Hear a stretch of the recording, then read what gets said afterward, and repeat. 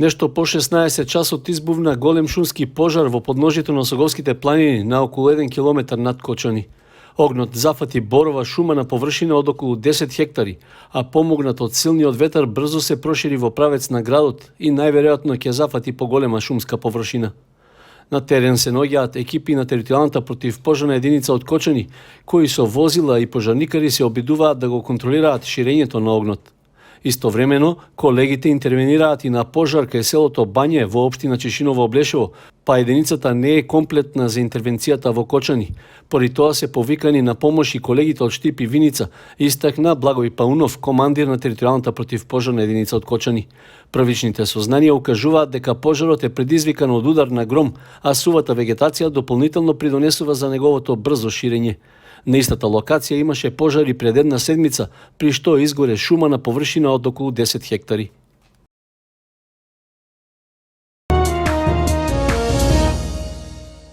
Според добиените информации од метеоалармот на Управата за хидрометеоролошки работи, почнувајќи од четврток па во наредните денови, источниот и другите региони во нашата држава ќе ги зафати топлотен бран. Поради тоа, тие ќе се најдат во портокалова алертна фаза, заради што владата усвои соодветни мерки за заштита и препораки до граѓаните. Според нив, од работните обврски треба да се ослободат најранливите групи на население, како што се бремените жени и лицата на возраст над 60 години. Во установите за згрижување на децата да не се практикува физичка активност и да не се изнесуваат децата на отворено во периодот меѓу 11 и 17 часот. Единиците на локална самоуправа, заедно со Црвениот крст и центрите за социјални работи, во регионите зафатени со топлотниот бран треба да имаат поактивен пристап и да пружаат помош на осамени, стари, изнемоштени лица и бездомници. Со оглед на фактот што одредени ризични производни и технолошки процеси можат да представуваат дополнителен ризик по здравјето на работниците, се потсетуваат работодавачите на обврската за почитување на законските прописи од оваа област.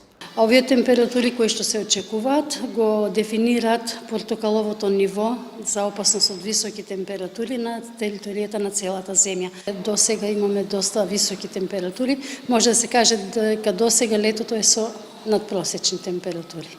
Согласно добиените информации, владата одлучи државните и јавните предпријатија и установи да ги почитуваат овие препораки.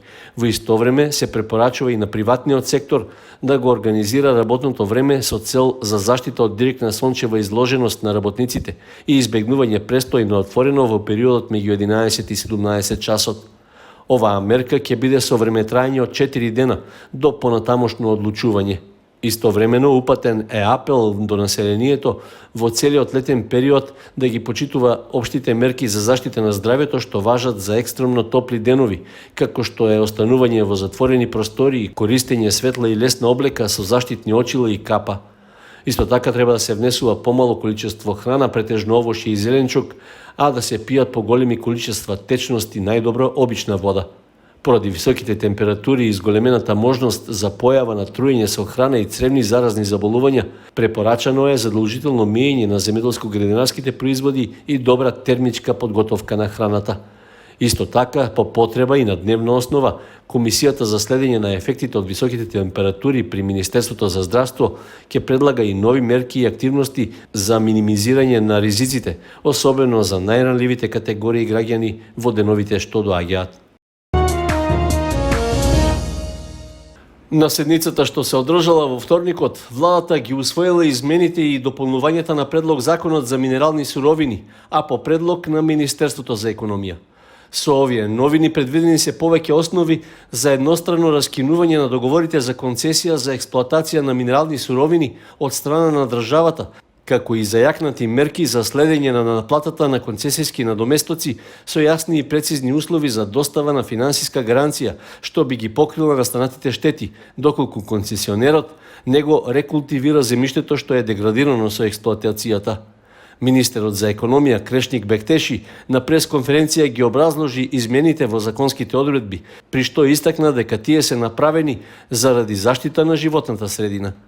Министерството за економија во соработка со невладините организации и рударскиот сектор го доработи предлогот на законот за минерални суровини кој претhodно беше на собраниска постапка, но беше повлечен за доработка од страна на Министерството за економија, со што сега текстот на законот е значително подобрен. Во изминатите неколку месеци беа направени повеќе работни средби со представници од невладините организации во делот на заштита на животната средина, како и со представници на Сдруженијето за рударство. Иако прецизно не е нагласено, сепак со измените може да се најде најава дека има основи и за еднострано раскинување на согласноста за изградба на мини хидроцентралата на Мала река кај браната Градче, особено поради прашањето за организирање референдуми, додаде министерот Бектеши. Откако ќе биде усвоен во собранието ова законско решение, Министерството за економија нема да прифати мислења која нема да имат образложение и на таков начин и општините и советот на општините ќе бидат обврзани директно со населените места да разговараат во однос на одредени концесии и да ни доставуваат и во владата и во Министерството за економија образложение за во случај да биде позитивно мислењето, но и современо и ако е негативно мислењето, зошто тоа го даваат и дали е поминато согласно одборите во населените места. Можноста за запирање на процедурата за изградба на мини хидроцентралата на Мала река пред околу 2 месеца ја најави и премиерот Заев, а со измените во законот што ги предложило Министерството за економија се создава база за стопирање на активностите за објектот кај браната Градче. Сепак останува законските измени и дополнувања да бидат усвоени и од парламентот за да станат официјално важечки.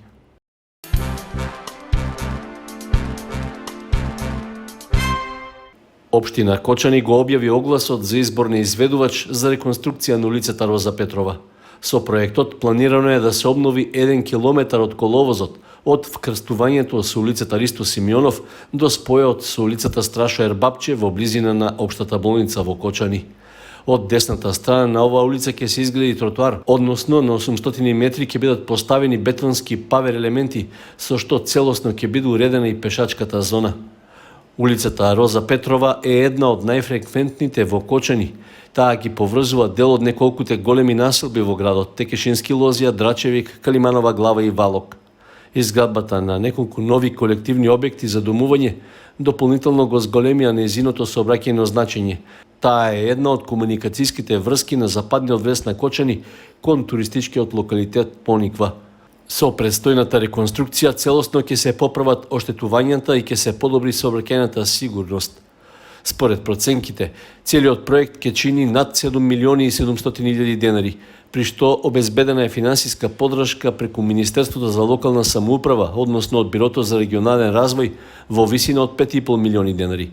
Советот на општина Кочани претходно донесе одлука за конфинансирање на останатиот дел од сумата.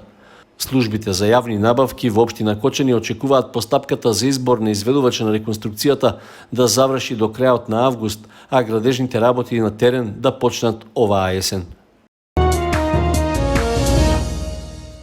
Вакцинирањето на граѓаните против коронавирусот продолжува со теренска вакцинација. Екипи од Општата болница од Кочани ќе бидат на терен и по празникот Илинден, а веќе е направен распоредот според кој ќе се работи.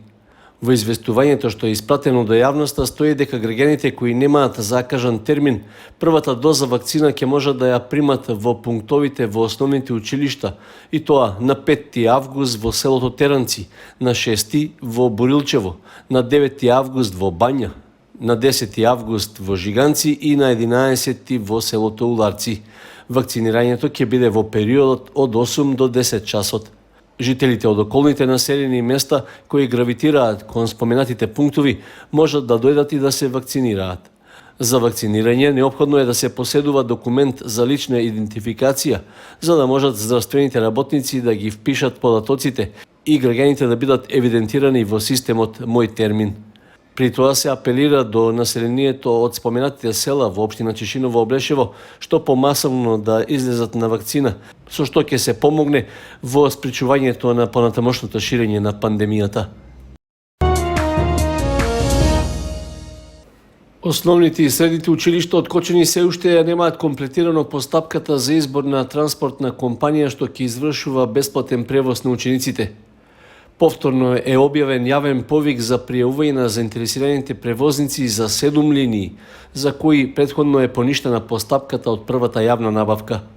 Причина за поништувањето е што Комисијата од Бирото за јавни набавки оценила дека тендерската документација содржи битни пропусти или недостатоци, како и поради тоа што станува збор за групна набавка, но при креирањето на огласот не е внесен тој податок, односно не се внесени договорните органи што се вклучени во набавката. Носител на повторениот јавен повик за 7 линии е Основното училиште Свети Кирил и Методи.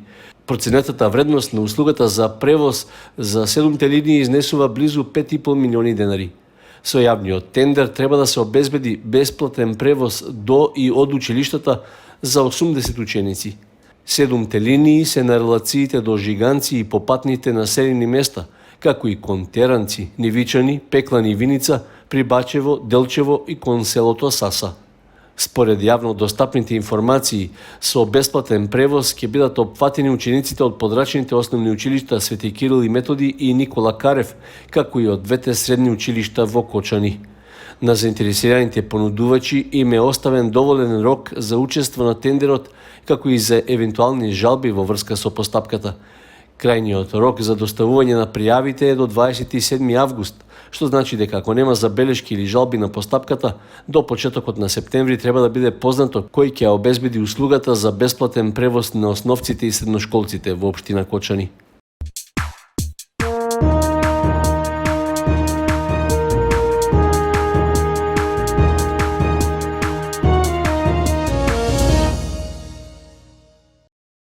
За престојното првенство во втората фудбалска лига, сите екипи се обврзани да платат котизација за учество во лигата. Известување до клубовите веќе е доставено од Фудбалската федерација на Македонија, која ја изменила првичната одлука екипите да бидат ослободени од овој трошок поради здравствената криза со пандемијата од COVID-19. Новата обврска значително ќе им го отежне работењето на клубовите, од кои најголем број и онака тешко обезбедуваат пари за организирање на надпреварите, за надоместоци на играчите и на службените лица. Од фудбалскиот клуб Осогово велат дека одлуката ги изненадила, но ќе бараат начин да ги испочитуваат обврските кон Фудбалската федерација и да обезбедат нешто повеќе од 500.000 денари за уплата на котизацијата. Не само за Осогово, тоа и за сите други клубови ќе значи дека ќе се соочат со малку поголеми потешкоти, бидејќи, како што знаете, лани поради коронавирусот бевме ослободени од котизацијата на која бара Фудбалската федерација за учество во втора лига Исток, но ние се надеваме дека ќе ги надминеме тие проблеми, дека општина Кочани ќе најде на разбирање, бидејќи според она што го има креирано како буџет и изгласано совет за вторите лиги, општината е должна да покрие 50% од котизацијата, но бидејќи лани не плаќаше општината ниту 50% од котизацијата, таа половина ќе ја бараме да биде надоместена оваа година и се надеваме дека ќе добиеме поддршка од целиот совет и од градоначалникот, па така тие потешкоти ќе бидат надминати и ќе можеме да се приклучиме регуларно во втора лига Исток. Управата на Осогово, заедно со стручните штабови на другите второлигашки екипи, немаат многу време за да ги обезбедат парите за котизација и да ги уплатат на сметката на ФФМ. Крајниот рок е до 10 август, кога и ќе се одржи ждребувањето за распоред на надпреварите за новото првенство. Поради тоа, останува отворено прашањето дали сите клубови ќе успеат да најдат пари и да го задржат статусот, односно да стартуваат со надпреварување во лигата или поради безпарицата сами ќе се откажат од неа.